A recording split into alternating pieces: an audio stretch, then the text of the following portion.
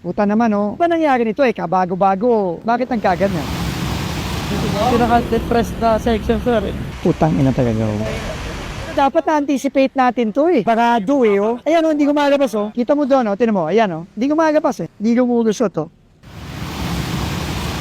So, ang nangyayari, since lowest point to ng phase 1, lahat ng tubig, kita mo naman, oh, ayun, oh, lahat ng tubig na bumababa dito, naiiwan. Wala kasi tayong drainage dito eh. Ideally sana, may drainage ka dito sa gitna para nagde-drain siya dito. Pero wala eh. Dahil sa mga barrier ng busway, hindi nakakalabas yung tubig. Nagalit na nga ako sa mga to eh. Bakit hindi naman lang na-anticipate yun? Iniisip nila, magde-drain naman yung tubig dun sa mga butas na yan. Eh, hindi nangyari. Early this morning, maglalagay na ng gaps dyan para lumabas yung tubig. Tapos, pag inayos natin to, kailangan i-stroke natin ng paganon. Pagka medyo gumanda na yung panahon, ayusin na to ng permanente. Fix it, no cost to government, the contractor has to fix that. And then we have to just make sure that the water does not stay.